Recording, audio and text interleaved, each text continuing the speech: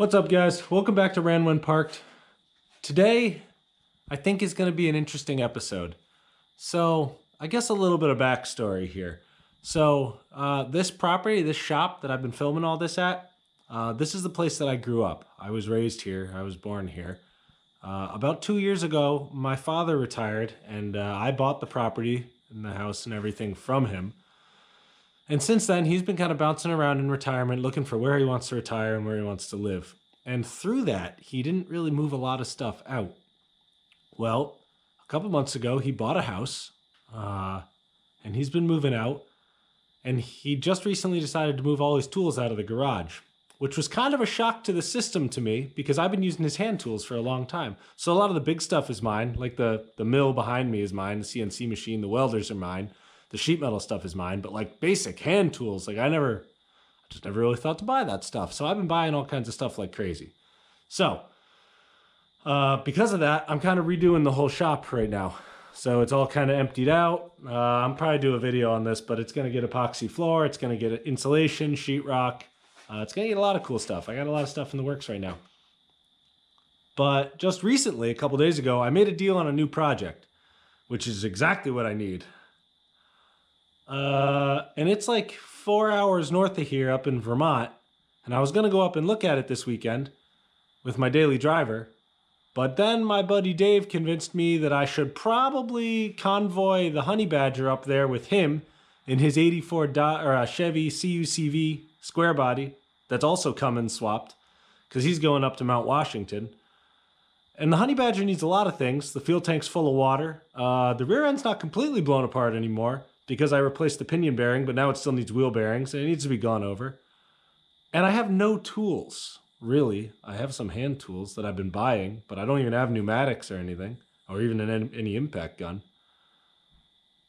So it's Tuesday. I'm supposed to go up there on Friday. I have the day off of work.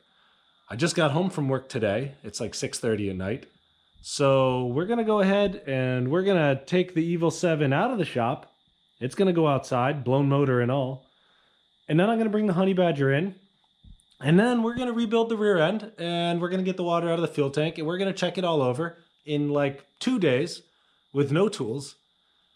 And then I'm going to drive it 200 miles to go look at another project I don't need. And I'm not going to have any time to test drive it in between. Let's see how it goes.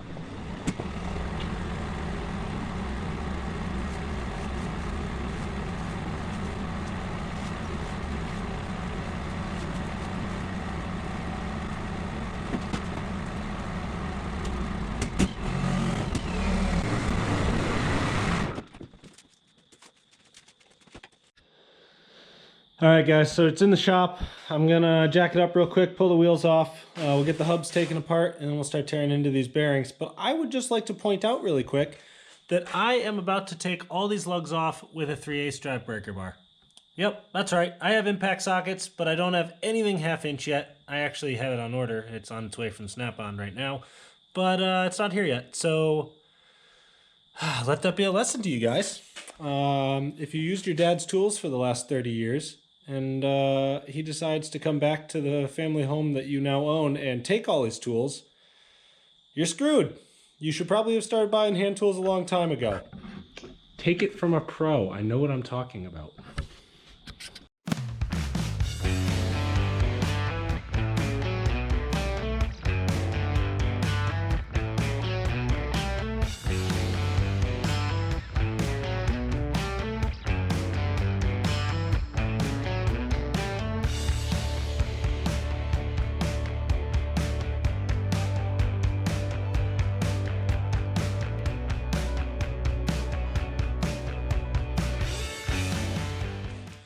All right, guys, so next thing we have to do is we have to take the axle out from the outside. This is a full floater, so you just unbolt these things and it slides out.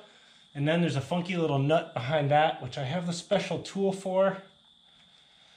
But you know what? That might be another problem because I think that tool takes a 1/2-inch drive wrench. So I'm not sure we're going to be able to get in there tonight. I might have to fast forward to tomorrow when the wrenches get here, the 1/2-inch drive sets.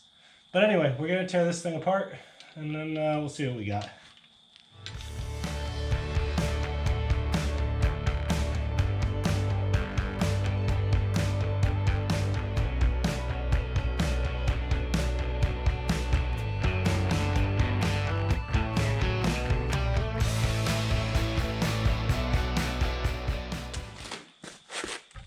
Alright guys, so fortunately these things are pretty simple.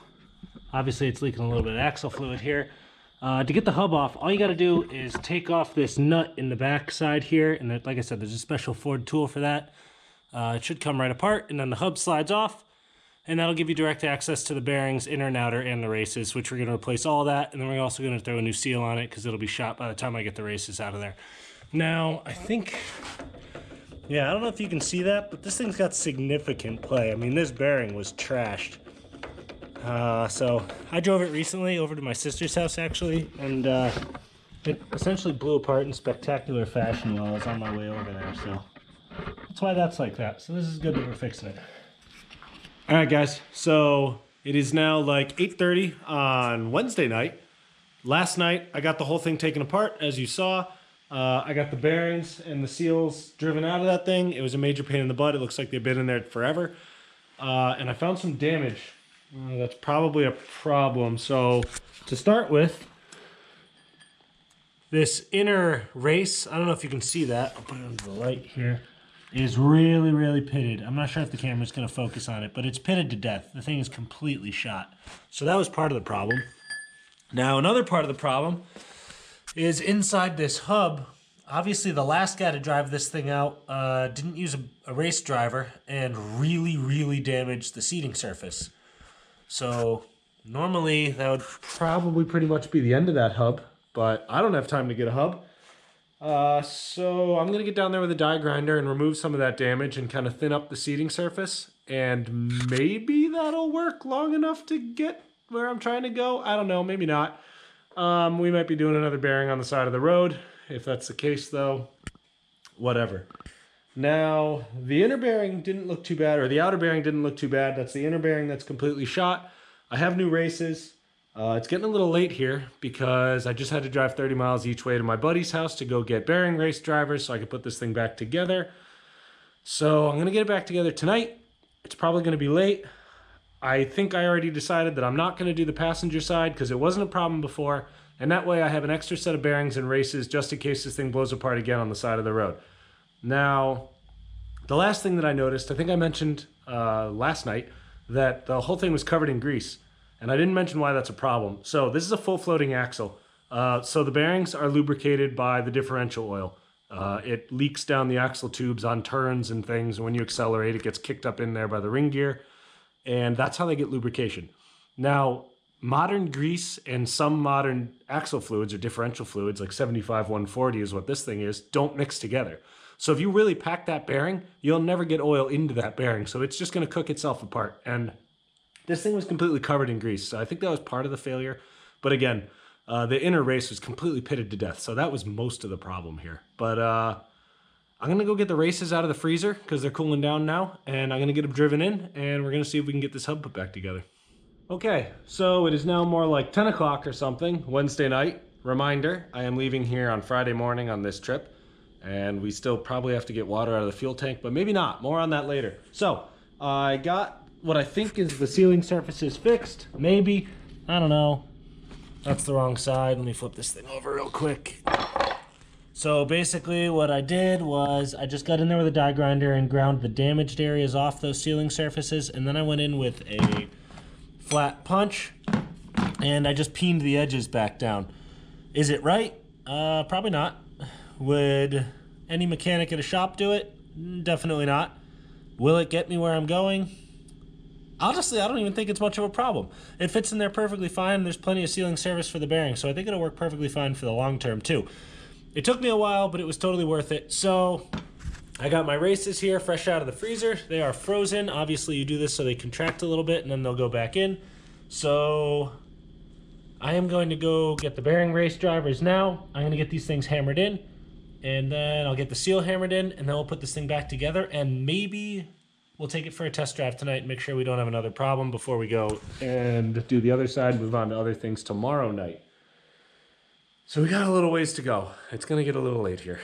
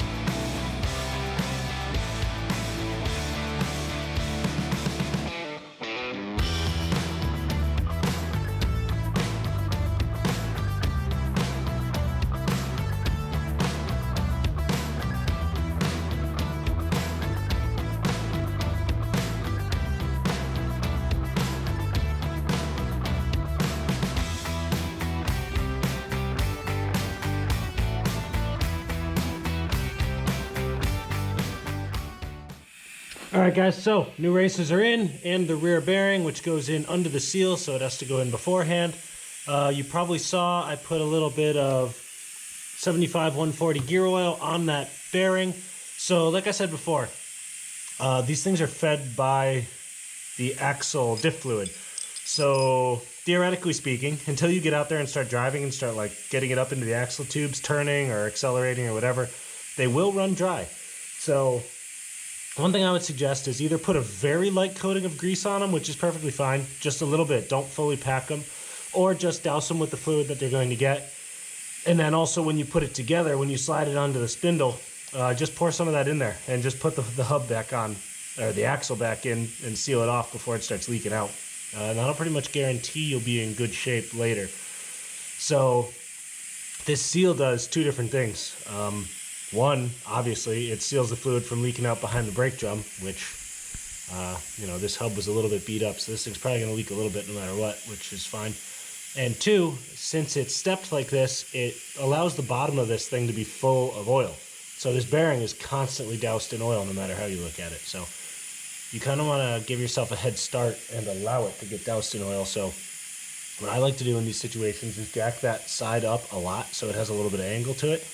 And then from the outside, while it's sitting on the truck, just pour some diff fluid into it so it's definitely wet when you first start driving. So anyway, the races look good. This bearing is perfect. I'm going to throw it back on the truck. We'll slide the outer bearing in, and then we will torque that factory nut on. By the way, when I borrowed the bearing drivers from my buddy, I also borrowed an impact gun and a torque wrench. So I don't have to put the lug nuts back on with the 3/8 ratchet, which is awesome, because that was a big pain in the ass. So we're going to go ahead and put this thing back together now.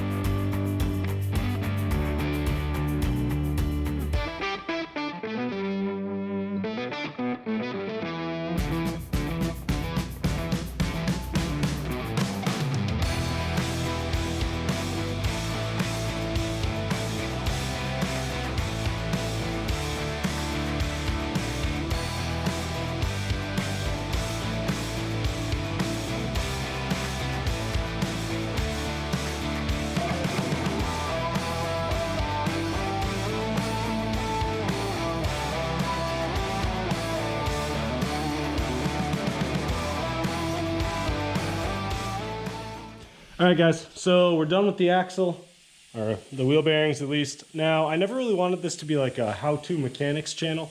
This is really like a project and entertainment channel, if I get my way at least. But since I just walked you through that whole thing, I might as well show you. So that nut that I put onto the spindle, the Sterling 10 1/4 or 10 1/2 fully floating axle has a self-ratcheting nut. So what you do with that nut is you tighten it up to 60 foot-pounds. It is reverse thread on this side. It is normal thread on the other side. They always tighten forward towards the front of the truck. You tighten it to 60 foot-pounds, and then you back it off 5 clicks. So it's a ratcheting nut, so it has, clickers inside it. So you'll hear that. Make sure you hear 5 audible clicks. Now, it's 5 clicks for new bearings, 8 clicks if you reuse old bearings. So that's number 1. Number 2, the axle bolts on the outside. You are actually supposed to torque those after you put the wheel on and after you lower it back down. Don't ask me why, but it doesn't matter. That's why I put the drum on, I put the wheel on, I tightened the lug nuts, I lowered it, and then I torqued the axle bolts. So that's pretty much that. The rear end is done. It spins free, so that's nice. Now, it's pretty late. That took me a lot longer than I thought it would, but it's done, which is good. So I think what we're gonna do is fire this thing up, and I'm gonna see how it sounds, because this is what it sounded like the other day.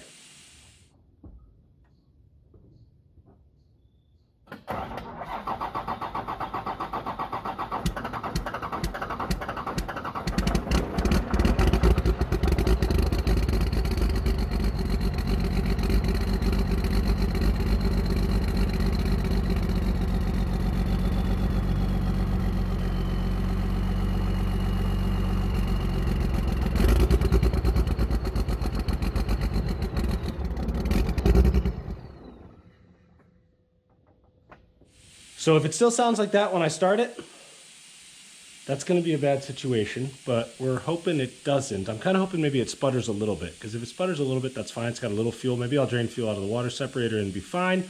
I already took the tank cap off. It took the bed off, or most of the bed off, a couple days ago, and I didn't film it, but I pumped about 2 gallons of diesel out of the bottom of the tank, and I got a little water, but not much. It is sputtering again, though. But I'm hoping I don't have to go that far, because that'd be a real pain in the butt tomorrow night, the last night before I take this thing 200 miles up to Vermont. So we're going to fire it up right now, and we're going to see what it sounds like and see if maybe we can get away without taking the fuel tank apart.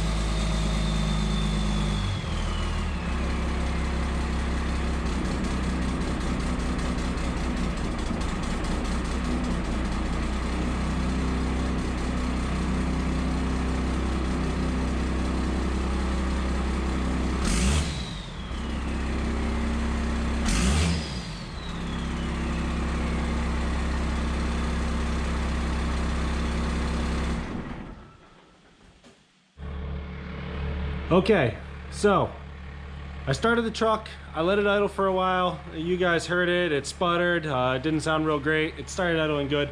I pushed it out of the shop because obviously it was filling the shop up with smoke. I let it idle for a while and it kept dying. But I drained the water separator a few times, 2-3 times, and then it sat there idling for about 15 minutes. So I just drove it maybe 3-4 miles. Everything is pretty good, it runs good, it idles good. I got on it, it runs good, it revs up, spools, everything. So it's sitting out in the garage over there idling, or out in the driveway, that is to say. But I think we're good to go. I think I'm gonna get away without taking the fuel tank apart and draining everything out.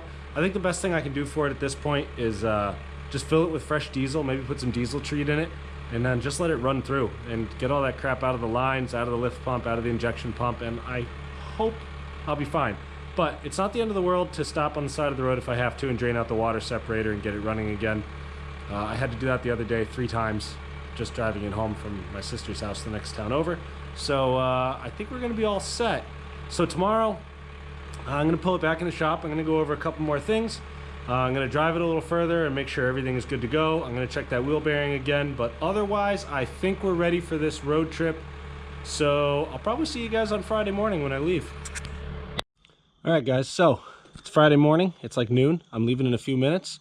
I didn't have to pump out the water out of the gas tank. It ended up being perfectly fine. I drained the fuel separator a couple times. I drove the truck last night, probably around 20 miles. I drove it this morning. Everything's mint. It runs perfect. So we are heading out in a few minutes.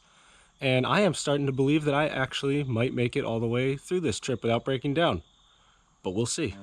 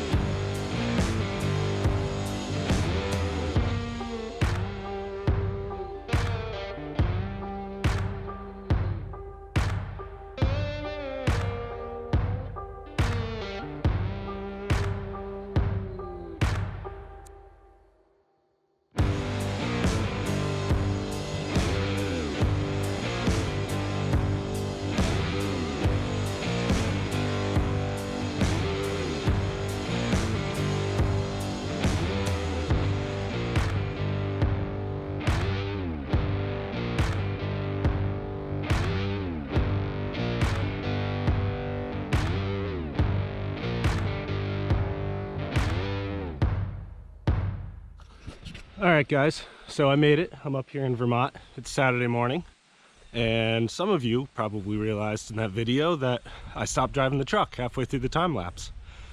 And that is because I made it about 30 miles in the truck, and in that time I had to pull over 5 times and drain out the fuel system and get it running again. And then I couldn't drive on the highway at all, so I had to take back roads all the way back to my house, and then get my daily driver, and then turn around and make the whole trip. So it turned a like 3-hour trip into like a 5.5-hour trip.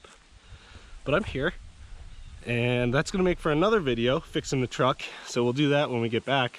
But the reason why I came up here, I told you guys I got a new project, and that is this. So this is a 70s Massey Ferguson backhoe. It's kind of out of my realm. I never really had something like this before, but I need it.